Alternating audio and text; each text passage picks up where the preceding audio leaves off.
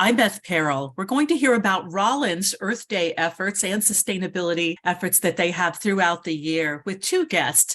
First is Julia Taylor, a student who coordinates campus communications on sustainability endeavors, and Rollins Program Coordinator for Sustainability and Coordinator for Rollins Gateway, Laura Gustafson-Hullinger. I'm so glad to talk to both of you about this. I do want to start by talking about Earth Day. I know you have some events planned. Who wants to start us out by giving an overview of your Earth Day event? Okay, Laura. Yeah, so obviously Earth Day is a very important holiday for the sustainability program and for Rollins College. It's a great opportunity for us to highlight a lot of the sustainability efforts that we've done throughout the year at Rollins and to invite some of our community partners to campus to showcase the work that they do year round.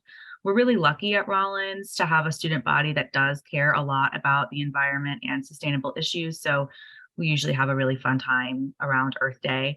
This year, we're having our first ever plant party. We do a lot of work at Rollins focused around sustainable agriculture. So we wanted our Earth Day event this year to focus on plants, whether that be plants that we're growing for food or ornamentals that we might have in our home, or even products and things that we use day to day that use plants, plants that we eat, that sort of stuff.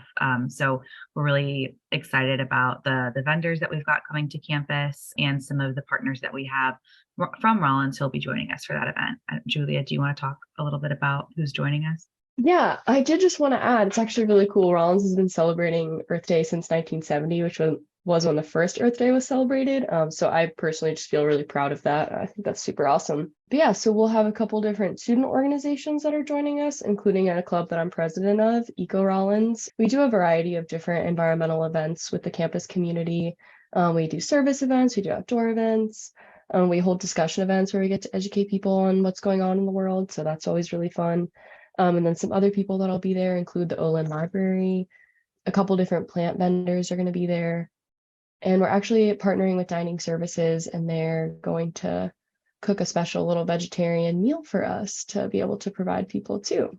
So it's really exciting. And is this primarily for students then, the event on campus?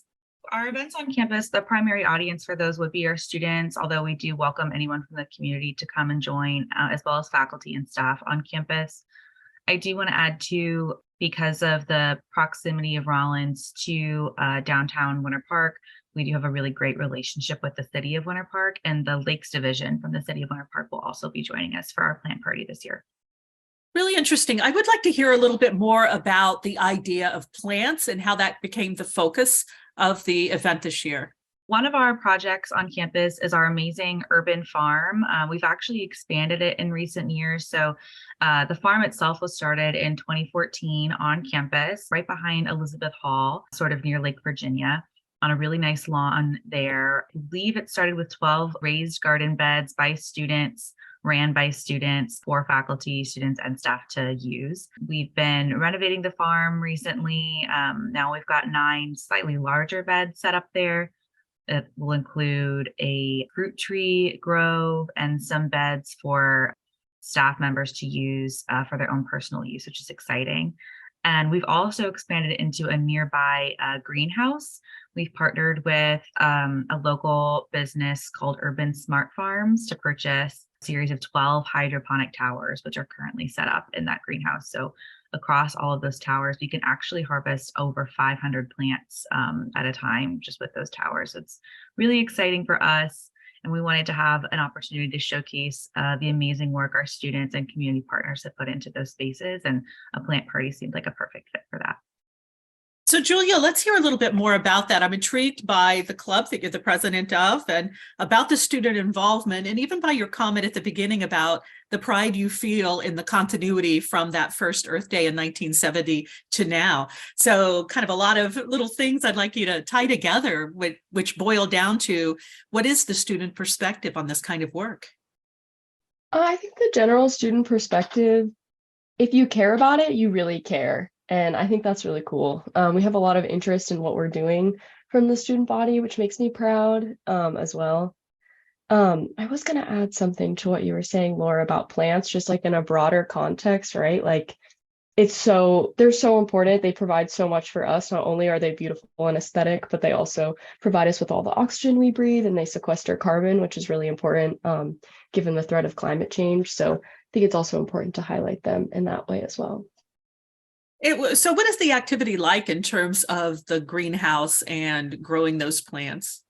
Is that primarily for a class? I know you said that faculty could do that. Are students growing things there? What's happening with that? We run each space slightly differently. So on our actual outdoor farm, our goal next semester in the fall is that faculty will be able to sort of reserve some of those beds for class use. And then we'll have at least 3 of those beds set aside for our own use for the sustainability program. We have an urban farm coordinator who oversees the growing of all of our produce on the farm, as well as an intern who assists with that work. And all of the produce that we grow on the farm is actually donated back to the Student Support Foundation at Rollins, which runs a food pantry for students and faculty and staff in need. So we're really happy to contribute to that project. And then the greenhouse is an exciting new project. As I said, we only started using that space this semester. Over the summer, we're going to be collecting a lot of data on the harvest rate of those towers, how much we're able to harvest. And we're going to use a lot of that data collaboratively with our dining services partner on campus to sell that produce back so that students can use that food so staff can use that food in the campus center for all of the meals that students eat on campus. So we're hoping to create a really unique circular economy with the produce that's grown on campus, which then students can eat. And Rollins also uses another amazing local partner, O-Town Compost, to compost a lot of the food scraps that aren't used back of house. I think we actually, Julia can correct me, I think she knows this information better than me, but I think we composted about 20,000 pounds of compost this past year, which is really impressive, something that not a lot of other colleges are doing at the time. So I'm very excited to be part of that.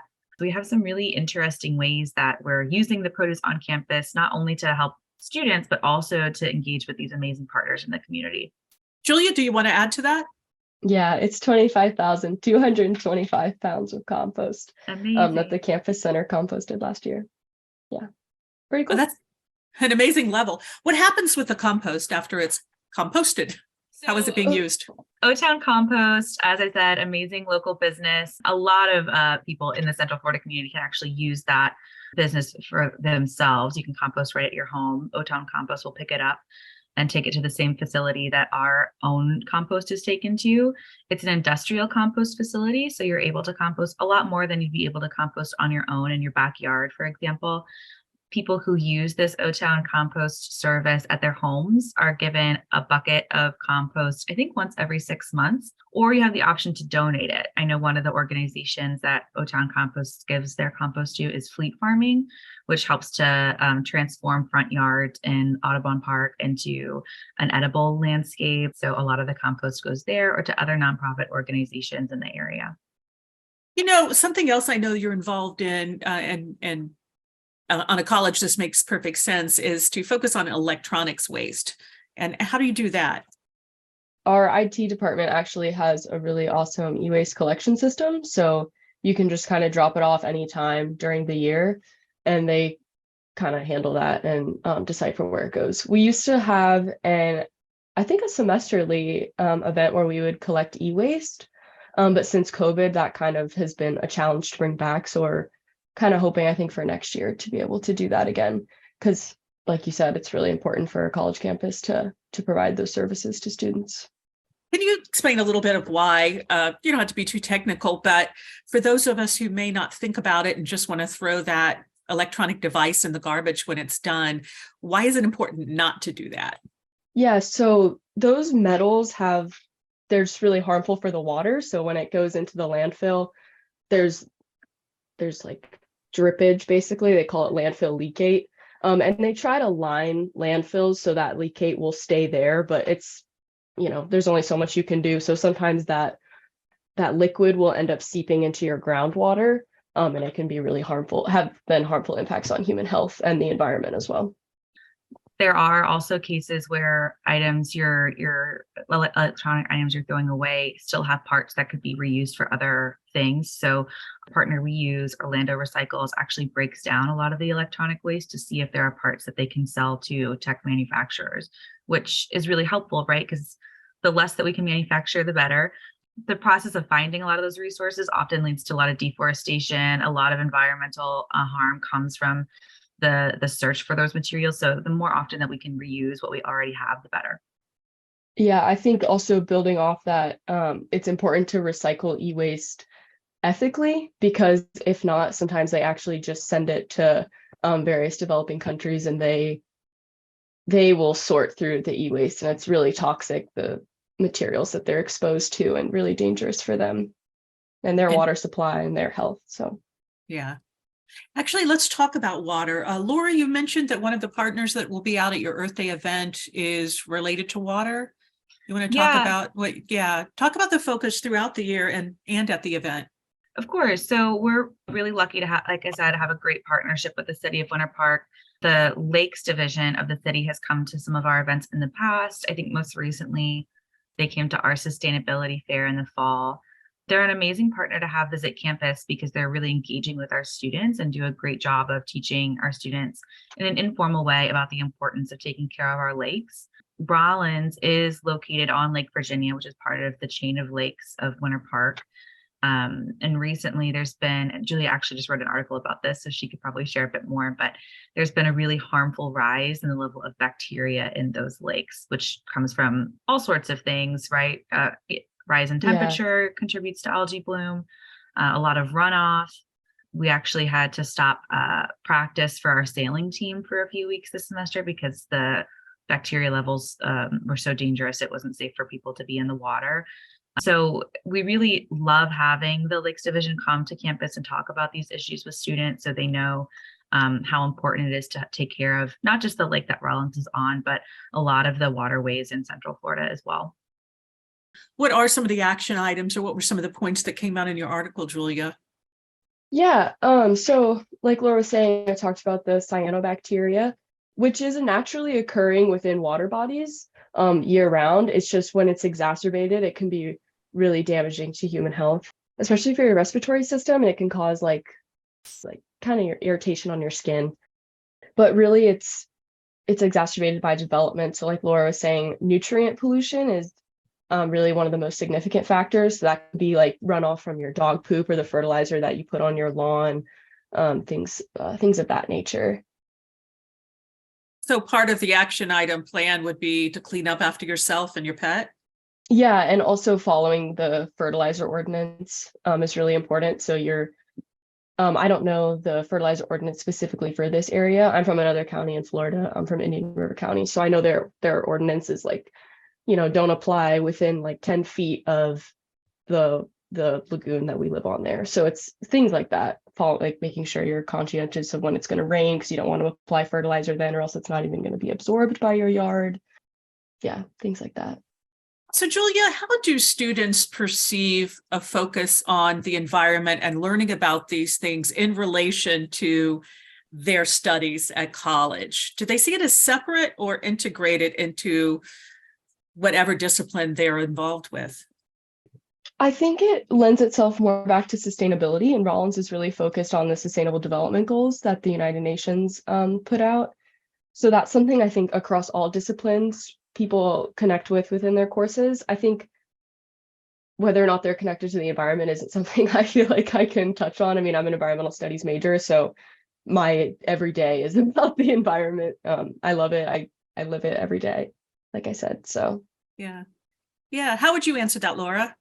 I'm constantly surprised by the amount of students that I interact with at Rollins who do have a really deep care for the environment. Now, you could say I have a biased opinion, right? I run the sustainability program, so naturally, I'm talking with a lot of students who are who already share that passion for the environment. But even in the other work that I do for Rollins, I will meet students who are, for example, we have a really amazing major at Rollins called social entrepreneurship major. I meet a lot of students in that program who are passionate about the environment. I met a student just last week who is majoring in social entrepreneurship, wants to go on to law school to study environmental law. So I do feel like there are a lot of students at Rollins who may not be environmental studies majors like Julia is, who do still share this really deep commitment to sustainability, to preserving our environment, especially our local environment, and who also care about a lot of the social justice issues that go on around sustainability and the environment as well. And so that would be exemplified by what Julia was saying about electronics being just sent somewhere else and they have to pick through it. Is that an example?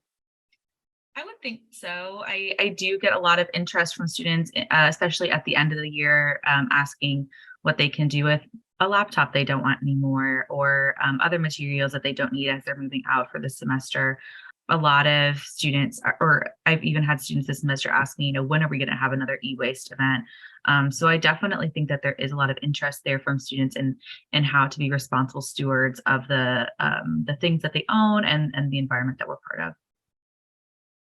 So I was just asking you really about how this fits into an education, but how do you see this? And this may be a question for you, Laura. How does Rollins perceive these sustainability efforts as just being good community partners or a good member of the local community?